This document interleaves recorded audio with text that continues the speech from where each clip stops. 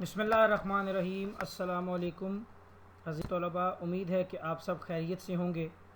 مطالعہ پاکستان جماعت نہم کی لیکچر سیریز کے آج کے لیکچر میں میں حسنین قمر آپ کی خدمت میں حاضر ہوں۔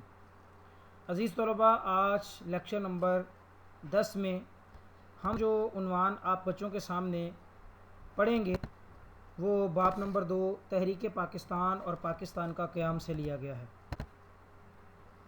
بنیادی جمہوریتوں کا نظام 1959۔ جنرل ایوب خان نے ملک میں 1958 میں مارشل لا نافذ کر دیا۔ وہ کافی عرصے سے ملکی سیاسی نظام کو دیکھ رہے تھے اور بطور وزیر دفاع اپنی ذمہ داریاں ادا کر رہے تھے اور ملکی صورتحال سے بخوبی آگاہ تھے۔ وہ بذات خود صدارتی نظام کے حامی تھے جس میں صدر کو لامحدود اختیارات ہوتے ہیں۔ 1959 میں جنرل ایوب خان نے لوکل گورنمنٹ یعنی اختیارات کو نچلی سطح تک منتقل کرنے کے لیے ایک نظام متعارف کروایا جس کو کہ بنیادی جمہوریتوں کا نظام کہا گیا۔ اس نظام کی 4 سطحیں 4 لیول تھے جس میں یونین کونسل، تحصیل کونسل، ضلع کونسل اور ڈویژن کونسل شامل تھیں۔ اس کونسل کے کل ممبران کی جو تعداد تھی وہ مشرقی اور مغربی پاکستان دونوں سے لی گئی تھی۔ 40 ہزار یعنی ٹوٹل جو بیسک ڈیموکریسی سسٹم 1959 کے جو ممبران تھے ان کی تعداد 80,000 تھی۔ آئیں ان کے جو لیول ہیں ان کو ڈسکس کر لیتے ہیں۔ سب سے پہلا جو سب سے نچلا جو اس کا لیول تھا وہ تھا یونین کونسل یا ٹاؤن کمیٹی۔ بڑے دیہی قصبات میں یونین کونسل اور چھوٹے قصبات میں ٹاؤن کمیٹی بنیادی جمہوریتوں کی پہلی منظر تھی۔ اس کو شہری علاقوں میں ٹاؤن کمیٹی اور دیہی علاقوں میں یونین کونسل کہا جانے لگا۔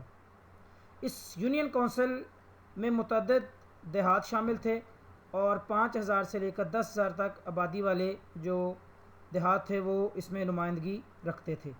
ہر 1,000 افراد کی نمائندگی ایک رکن کرتا تھا جس کو کہ بی ڈی ممبر یعنی بیسک ڈیموکریٹک ممبر جو اس کا ممبر کہتے تھے۔ چھوٹے قصبوں میں ٹاؤن کمیٹی کے ارکان کا انتخاب کیا جاتا تھا۔ جو یونین کونسل کے ذمہ فرائض تھے وہ اپنے علاقے میں ٹیکس لگانا، اپنے علاقے کی صفائی ستھرائی اور اپنے علاقے کے جو بنیادی مسائل ہیں ان کو حل کرنا۔ جو دوسرا لیول تھا وہ تھا تحصیل کونسل اور تھانہ کونسل۔ بنیادی جمہوریتوں کے نظام کی دوسری منزل تھانہ کونسل اور تحصیل کونسل تھی۔ مغربی پاکستان میں تحصیل کونسل کا چیئرمین تحصیلدار ہوتا تھا۔ تحصیل میں شامل تمام یونین کونسل کے چیئرمین تحصیل کونسل کے اراکین ہوتے تھے۔ مشرقی پاکستان میں ہر تھانہ کونسل تمام یونین کونسلوں اور قصبات کی ٹاؤن کمیٹیوں کے چیئرمینوں پر مشتمل ہوتی تھی اور اس کا چیئرمین ایک سرکاری ملازم ہوتا تھا جس کو سب ڈویژنل آفیسر کہتے تھے۔ ہر تھانہ اور تحصیل کونسل اپنی حدود میں واقع جتنے بھی یونین کونسل ہیں ان کی سرگرمیوں کو دیکھتے تھے کہ کیا وہ اپنے فرائض صحیح طرح سر انجام دے رہے ہیں یا نہیں۔ آپ دیکھ بھی سکتے ہیں، اس سسٹم کو سمجھ بھی سکتے ہیں۔ ڈسٹرکٹ، اس میں پھر نیچے تحصیل ہے اور تحصیل سے نیچے یونین کونسلز ہیں۔ اچھا، جو تیسرا لیول تھا وہ تھا ضلع کونسل۔ ضلع کونسل جو تھا وہ ایک پورے ضلع کے لیے تھا اور اس ضلع کی جو تحصیل اور جتنے بھی یونین کونسل تھی وہ اس ضلع کے انڈر ہوتی تھی اور کنٹونمنٹ بورڈ کے نائب صدر اور سرکاری افسروں پر مشتمل تھی۔ ہر ضلع کونسل کے نصف اراکین نامزد کردہ ہوتے تھے یعنی ان کو سلیکٹ کیا جاتا، الیکٹڈ ہوتے تھے۔ ضلع کا ڈپٹی کمشنر یا کلیکٹر ضلع کونسل کا چیئرمین ہوتا تھا۔ جو اس کا سب سے اپر لیول تھا وہ تھا ڈویژنل کونسل۔ ڈویژن جو ہے وہ ضلعوں پر مشتمل ہوتی ہے۔ ڈویژن کونسل بنیادی جمہوریتوں کے نظام کی آخری منزل تھی۔ ہر ڈویژن کونسل سرکاری نامزد کردہ یعنی جو الیکٹڈ اور منتخب اراکین پر مشتمل ہوتی تھی۔ ڈسٹرکٹ کونسل کے چیئرمین بلحاظ عہدہ ڈویژنل کونسل کے رکن ہوتے تھے۔ جو ضلع کے جو چیئرمین ہوتے تھے وہ ڈویژنل کونسل کے رکن ہوتے تھے، اس کے ممبرز ہوتے تھے۔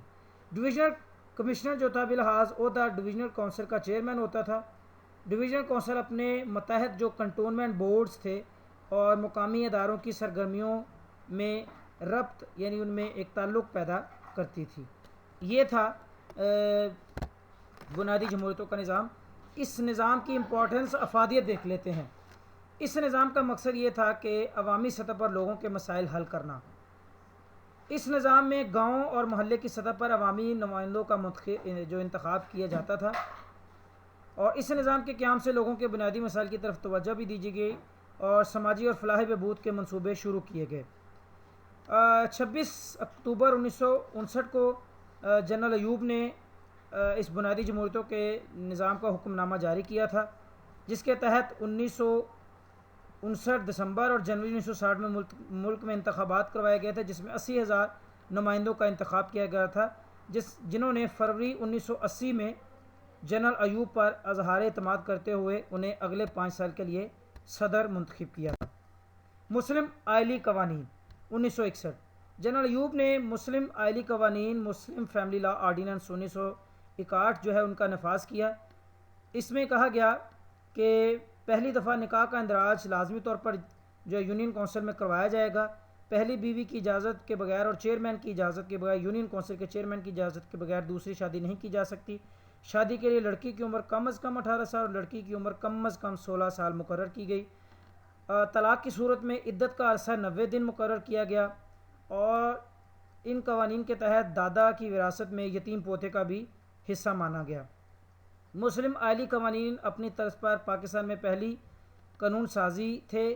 ان مسلم آئلی قوانین کے نفاذ سے لوگوں کا درینہ مطالبہ بھی پورا ہو گیا اور صحیح معنوں میں ایک اسلامی معاشرے کے لیے ضروری قوانین کا نفاذ عمل لایا گیا۔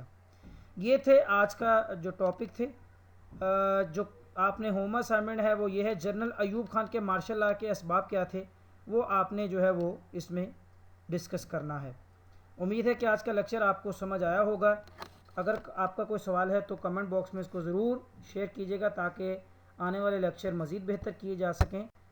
اگلے لیکچر کے لیے مجھے اجازت دیجیے۔ اللہ حافظ و ناصر ہو۔